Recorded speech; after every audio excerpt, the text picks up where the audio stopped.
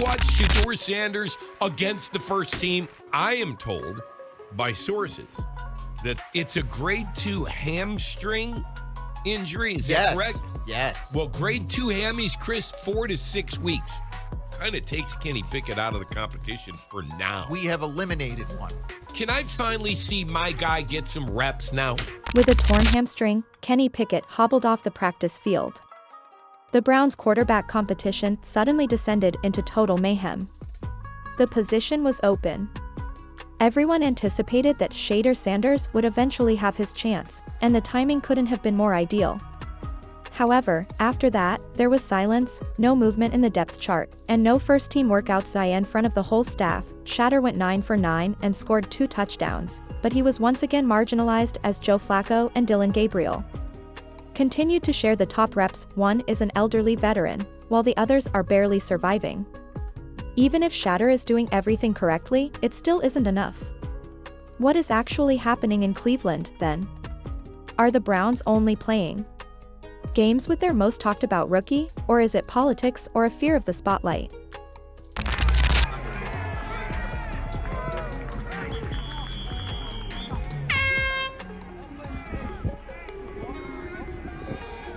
Because this isn't just about one camp battle anymore. It's about something deeper. And what happens next could change everything for Shedeur and maybe the Browns' future. It happened fast. One wrong step during routine drills, and Kenny Pickett was suddenly clutching the back of his leg. Trainers rushed in, practice stopped, and within hours, the Browns' quarterback room was flipped upside down. The official diagnosis, a grade 2 hamstring strain, not season-ending but serious enough to sideline him for 4 to 6 weeks. For a team still figuring out its QB identity, that's an eternity. And with picking out, all eyes naturally turn to the most intriguing player on the roster, Shedeur Sanders. After all, this was supposed to be his opening, the moment when talent would finally outweigh politics. Sanders had been showing flashes all camp, and with one major name out of the way. Are you going to treat your 5th-round draft pick like an indispensable 5th-round draft? Joel Flacco slid into first-team reps, Dillon Gabriel kept his spot in the mix, and Shedeur is still working with the 2s and 3s like nothing had changed. The door was wide open, but someone inside was clearly keeping it shut. And what Shedeur did next made that decision even harder to justify. While the Browns coaching staff kept Shedeur buried on the depth chart, he decided to speak the only way that matters in the NFL on the field. Day 5 of camp arrived with a mix of heat and pressure, and Shedeur, he lit it up. He went a perfect 9 for 9, threw 2 touchdowns, and didn't make a single mistake.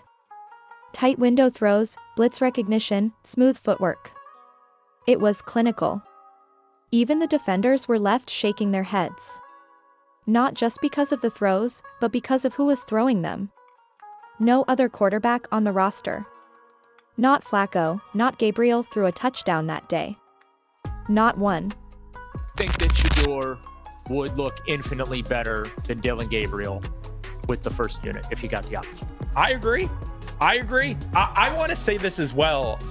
I'm looking forward to, you asked me how much I'm looking forward to this Brown season, 4 practices in to start the show, and I still am looking forward to it. A big thing that I'm looking forward to.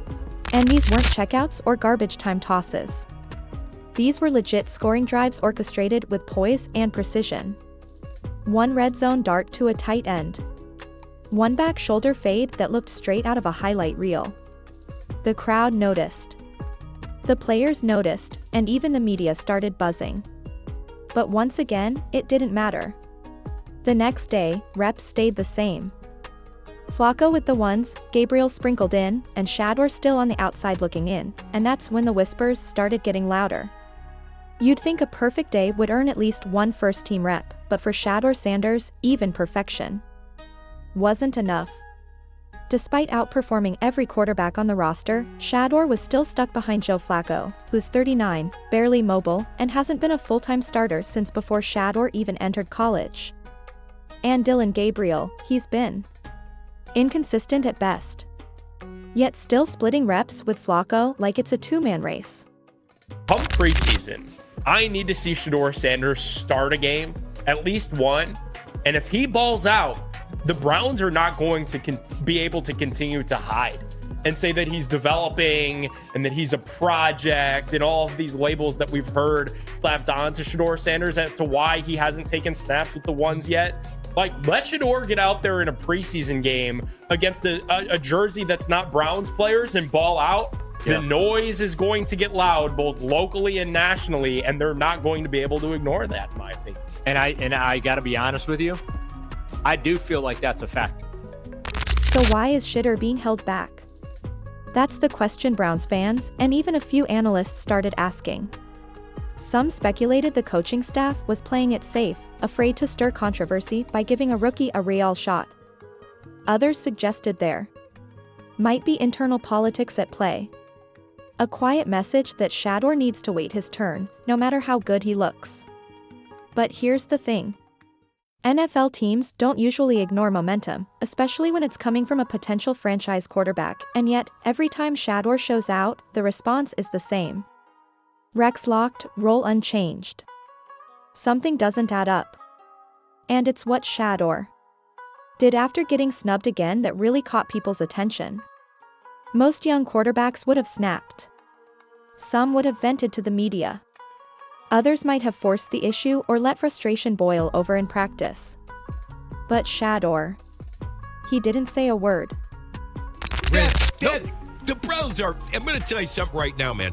I am walking a line with this team you don't want to know. You don't want me. I am this close to... Rather, he arrived even earlier the following morning. Before the majority of the squad had even completed taping up, the first player on the field, wearing a helmet, was throwing routes to third-string receivers. Just work without any cameras or spotlights. Coaches took note. Several veterans agreed, including Amari Cooper, who was observed nodding to Shedeur during warm-ups in what appeared to be a silent gesture of respect. Shedeur put up another faultless drill that day, dominating the huddle, hitting every red, and once again outperforming Gabriel and Flacco. His message was evident behind the scenes, but there were still no headlines or changes in representatives. I'm not leaving, but you don't have to give me the job. No drama, no complaints, just unrelenting regularity. Difficult to ignore. Even while the Brown employees remained silent, it was obvious that something had changed in the building since fans were no longer the only ones spreading rumors about Shedeur. They had begun to emerge from the locker room. Initially, there was only quiet conversation as a few players made jokes about Shedeur preparing the defense during scout repetitions. However, the atmosphere in the locker room had obviously changed by the conclusion of the week. Veterans began to listen more intently. Some even started secretly pushing for him. Many offensive players, including talented position starters, feel Shedeur provides them the best chance to move the chains, according to those close to the squad. Furthermore, accuracy and arm strength are not the only factors. It all comes down to presence, confidence, and enthusiasm. He has a starter's gait.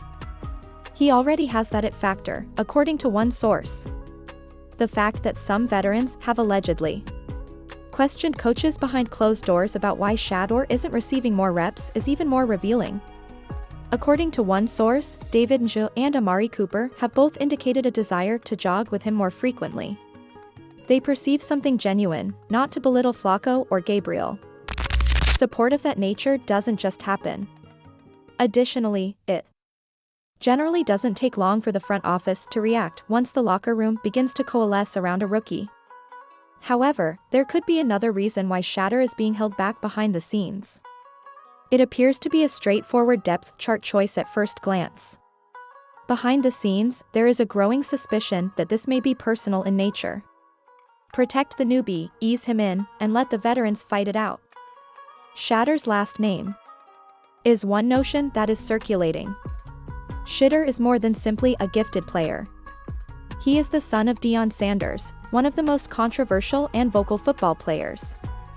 He brings pressure, attention, and headlines, and not every NFL front office desires that kind of smoke. According to rumors, some people in the Browns organization believe Shedeur is a media distraction and that allowing him to take over too soon will draw unneeded attention and perhaps jeopardize the culture they're attempting to establish. Others think it goes beyond that and is more political. That if his kid jumps ahead of the front office's intentions for Flacco or Gabriel, they don't want Dion to openly question the procedure, though it's just conjecture. Shedeur's invisible barrier seems too planned to be an accident. However, it is more difficult to conceal the story the longer he continues to rule in quiet. Since the national media is now beginning to inquire as to what the Browns are so terrified of. The media had other ideas, despite the Browns' desire to keep Shedeur's ascent under wraps. Following consecutive excellent sessions and growing rumors from the locker room, national media outlets eventually began to take notice. The awkward topic, why isn't Shedeur Sanders getting first-team reps, was raised by NFL insiders. Even side-by-side statistics comparing Shedeur's camp numbers to Flacco and Gabriel were shown on certain broadcasts. And there was a noticeable change. Former athletes also added their voices. While some applauded the Browns for their caution, the majority accepted the justification. One analyst's comment, that kid would already be QB1 if his last name was Smith, went viral. The quarterback war abruptly ceased to be an internal discussion. It had developed into a heated public discussion. For the sole purpose of watching Shedeur throw, reporters began to arrive at the camp. During social media open sessions, fans started shouting his name. Millions of people were watching videos of his perfect throws. The locker room, the supporters, and the national spotlight were suddenly all sources of pressure. And they became louder with each toss Shedeur made. Favoritism is not the issue at hand. It has nothing to do with headlines. It has to do with output. And Shedeur Sanders is doing a fantastic job of delivering it. You may limit a rookie's reps and bench him, but you can't ignore what the rest of the building witnesses. He remains composed under duress. Everyone is being outworked by him. Above all, he is gaining the support of his players, supporters, and even rival coaches. The Browns could believe that they are defending him. They could think they're staying secure, but they might be overlooking something more significant in the process.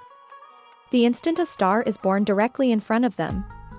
Because there won't be much more debate if Shedeur continues in this manner. He won't need to request the position. He won't need to earn it in hushed tones. The Browns will be forced to give him the keys. How long will it take for the whole football community to call them out for what is becoming increasingly clear every day? That is the only question.